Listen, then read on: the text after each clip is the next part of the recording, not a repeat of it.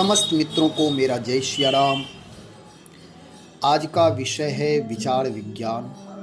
विचारों के ऊपर विचार करना। बिना विचारे जो करे सो पाछे पछताए। चाहे आप किसी भी क्षेत्र में काम करें, जो कोई भी किसी भी क्षेत्र में, चाहे वह बिजनेस का क्षेत्र हो, शिक्षा का क्षेत्र हो, कृषि का क्षेत्र हो, नौकरी का क्षेत्र, यदि बिना विचारे कोई क्रिया करेंगे तो बाद में उसका परिणाम पश्चाताप ही होता है, पछताना ही होता है, हाथ मलना ही होता है। कहते हैं कि उस समय में विचार नहीं किया, मुझे पहले सोच समझकर करना था। इसी तरह जीवन चलता है, हर कोई ऐसा करते हैं। यदि समय पर सही निर्णय लेने में विचार नहीं किए तो वह सही निर्णय हो ही नहीं सकता है। जो कोई काम करे, चाहे वह नौकरी हो, किसी भी प्रकार का, मेरा कहने का मतलब चाहे वह व्यवहारिक वार्ता ही क्यों ना हो, व्यवहारिक संवाद ही क्यों ना हो, उसमें विचार अवश्य करिए। तो आज चर्चा करेंगे संवाद के ऊपर। संवाद यह है कि हम आप संसार में, व्यवहार में, परिवार में, जहाँ कहीं भी घूमते हैं, फिरते हैं, देखते हैं तो दूसरों को हम समझाने की कोशिश करते हैं, लेकिन इस पर थोड़ा विचार करना चाहिए। यदि हम आप किसी को समझा रहे हैं तो आप देखें, एक दिन में 20 आदमी को आप समझाएं और उन 20 लोगों में आप सर्वे करें कि हमारी समझ के अनुसार कितने लोग चले। जब हम आप किसी को सुधारने की कोशिश करते, समझाने की कोशिश करते, अपना विचार देने की कोशिश करते, अनुशासन का पाठ पढ़ाते हैं, तो क्या मेरे विचार से उनके जीवन में कुछ लाभ प्राप्त हुआ? यदि 20-25 लोगों को एक दिन में समझाएं और सर्वे करें तो पाएंगे, मुझे लगता है मुश्किल से एक आध लोग कोई हमारे आपके विचार को मान ले। अच्छी बात है, यदि 25 में एक भी कोई ठीक हो गया मेरे कहने से, मेरे व्यवहार से, मेरी वार्ता से, संवाद से, तो सफलता है। लेकिन इस पर थोड़ा अलग ढंग से विचार करें कि दूसरों को समझाने में अपनी ऊर्जा नष्ट ना करें, समय नष्ट ना करें। आत्मनिर्माण में ही समय देना है। यदि हम आप अपना आत्मनिर्माण कर लें, अनुशासन का, सुशासन का, सुशांति का, सद्व्यवहार का, सज्जनता का, संस्कार का यदि पाठ अपने जीवन में उतार लें तो हमारा आपका देखना, बोलना, सुनना सारे कल्याणकारी होंगे। आप किसी व्यक्ति को समझा रहे हैं कि बेटा प्रतिदिन सवेरे जगना चाहिए, अच्छी बात है। अच्छी बात किसी से भी शेयर करना चाहिए। कोई सुधरे अथवा ना सुधरे, दबाव नहीं बनाना है। एक दिन आप किसी से कह दें कि भैया देखो, सवेरे जगना चाहिए, ब्रह्म मुहूर्त में जगना चाहिए। अब यदि आप जिस व्यक्ति से कह रहे हैं उस व्यक्ति की सारी दिनचर्या आपको पता नहीं है, केवल आप ये कह रहे हैं कि सवेरे जगना चाहिए क्योंकि मैं भी सवेर जगता हूँ, फलाने सवेर जगते हैं, ऋषि मुनि आदि की कथा सुनाएंगे। यदि वह व्यक्ति रात में 1 बजे, 2 बजे, 12 बजे सोएगा तो वह 4 बजे, 3 बजे, 4:30 बजे, 5 बजे नहीं जग सकता है, चाहे आप लाख उसे समझाएं। और यदि आपकी बात हुए डर से मान भी लें, शिष्टाचार के आधार पर मान भी लें, फिर भी उसमें ईमानदारी नहीं आ सकती, शुचिता नहीं आ सकती, उसका स्वास्थ्य प्रभावित हो जाएगा, मानसिक संतुलन बिगड़ जाएगा, हो सकता है माइग्रेन की शिकायत हो जाएगी। वह हमेशा आलस्य प्रमाद में रहेगा। जो भी काम करेगा वह अमन से करेगा, मन लगाकर नहीं कर सकता। क्यों? क्योंकि नींद पूरी नहीं हुई है। जब हम आप किसी को समझाते हैं, चाहे किसी भी मैटर पर, तो पहले उसका बैकग्राउंड देखना चाहिए। जैसे किसी कौवे को आप पालना शुरू किए हैं पिंजरे में रख करके, और उसे नित्य आप शाकाहारी बनाने की कोशिश करें, शाकाहार ही आहार में दे, लेकिन पिंजरे से निकलते ही वह मांस खाने के लिए, गंदगी खाने के लिए ही दौड़ेगा। इसके लिए गोस्वामी श्री तुलसीदास जी रामचरितमानस में कहते हैं, हो ही निरामिष कबहु की कागा। कौवा कभी निरामिष नहीं हो सकता, वह आमिष भोगी है। चाहे आप कितना भी लाड़ प्यार करिए, कौवा कभी कोयल नहीं बन सकता। बगुला कभी, कौवा, बगुला, ये सब कभी गरुड़ नहीं बन सकते, हंस नहीं बन सकते। सबका अपना अपना संस्कार है, उसका बैकग्राउंड भी जानना होगा।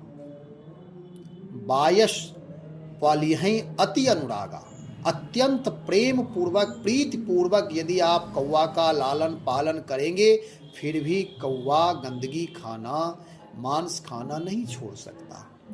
ऐसे ही सामान्य लोग जिनको आप दिनचर्या का शुभ उपदेश कर रहे हैं, कल्याणकारी उपदेश कर रहे हैं, जिनके लिए हितकारी है, उनका स्वास्थ्य उत्तम रहेगा, बुद्धि सार्थक होगी, बुद्धि में सात्विकता आएगी, सारी बातें सत्य है, लेकिन उसका बैकग्राउंड क्या है? यदि वह उत्तम परिवार का बालक है या उत्तम परिवार का आदमी है, कुलीन परिवार का है, संस्कारी परिवार का है, उत्तम दिनचर्या के वातावरण में रहने वाला है, फिर उसे समय पर आहार मिल जाए, 10 बजे तक वह सो जाए, तो सवेरे वह ब्रह्म मुहूर्त में जग सकता है। लेकिन उसकी दिनचर्या ऐसी होगी, हो सकता है ऐसा परिवार से वह आता होगा जहां लोग 10 बजे मार्केट के लिए निकलते होंगे, घूमने के लिए कार में बैठ करके, मार्केटिंग करने के लिए, सिनेमा हॉल जाने के लिए, अथवा थोड़ा ऐसे घूम सैर करने के लिए जाते होंगे, और वह व्यक्ति 12 बजे 1 बजे घूम करके आएगा, तो फिर वह कैसे 3 बजे 4 बजे जग सकता? ब्रह्म मुहूर्त का, उषा काल का, अमृत काल का, अमृत वेला का लाभ कैसे ले सकता है? एक तो उसकी वृत्ति निशाचर वृत्ति है, रात्रि में विचरण करता है, सैर सपाटे करते हैं, क्लब में जाते हैं। पहले यदि आप सुधार चाहते हैं तो उसके जीवन में मूल में आप जाएं, आप देखें कि इसका मूल क्या है।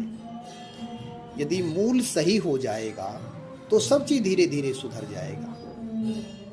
दूसरे का सुधार करना परम कर्तव्य है। शैक्षणिक लोग जो हैं, शिक्षित लोग, सुशिक्षित लोग, सुसंस्कारी लोग, जो गणमान्य लोग हैं, अपने आचरण के द्वारा दूसरों को शिक्षा देना चाहिए, लेकिन पहले उसे देखें।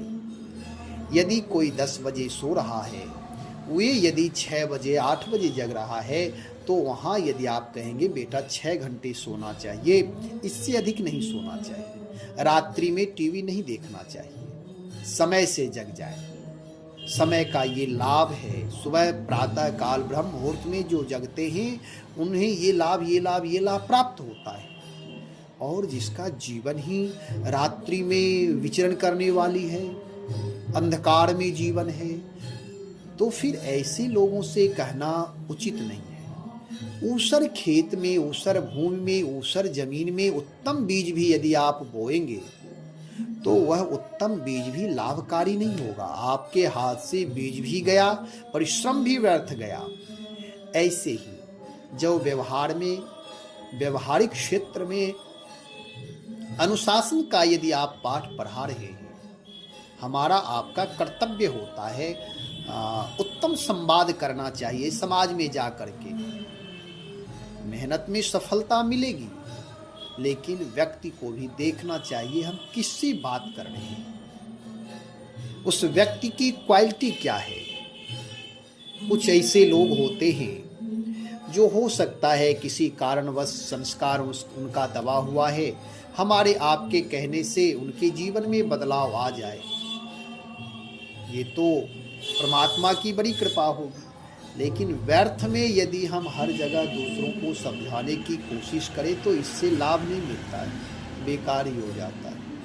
इसलिए कोशिश करना चाहिए कि जहाँ तक बन सके अपने आचरण के द्वारा। यदि हम आप सवेरे जगते हैं, टहलने निकलते हैं, लोगों से संवाद करते हैं, उत्तम वार्ता करते हैं, वाणी में सत्य है, दृष्टि निर्मल है, श्रवण पवित्र है, वाणी में माधुर्य है, सत्यता है, सज्जनता है, चलने में, बोलने में, खाने में, पीने में शिष्टाचार है, अनुशासन है, तो हमारे आपके इर्द गिर्द रहने वाले हम आपको देख करके वे अनुशासित होना प्रारंभ करेंगे। हमारे औरा में रहने वाले लोग शुभ संस्कार से उनका जीवन पल्लवित होने लगेगा। उनके जीवन में भी वसंत का आगमन होना शुरू हो जाएगा। इसलिए कोशिश करना चाहिए जहां तक बन सके समझाना उत्तम है, लेकिन बहुत समय बर्बाद ना करें दूसरों को समझाने में। आत्मनिर्माण, स्वनिर्माण से राष्ट्र निर्माण हो सकता है। इसलिए परमात्मा सबका मंगल करे, कल्याण करे, शुभ करे, सबका मंगल हो। सर्वे भवन्तु सुखिनः, सर्वे सन्तु निरामया, सर्वे भद्राणि पश्यन्तु मा कश्चित् दुःखभाग् भवेत्। इस तरह की उदात्त भावना रखनी चाहिए। कोशिश करना चाहिए जहाँ तक बन सके तन मन वचन से किसी को कष्ट ना दे। हमेशा शुभ का बीज बोना चाहिए, कल्याण का बीज, मंगल कामना का बीज बोना चाहिए, सबके प्रति हितप्रद होना चाहिए। जहाँ तक बन सके अपनी तरफ से संसार को हमेशा शुभ संवाद, शुभ मैसेज, शुभ संदेश ही देना चाहिए। लेकिन समय देख करके किस व्यक्ति को दे रहे हैं, कहाँ दे रहे हैं, कब दे रहे हैं, ये भी ख्याल रखना है। सब लोग अपना ख्याल रखें। आत्मनिर्माण से राष्ट्र निर्माण होगा। आज इतना ही। श्री राम जय जय राम।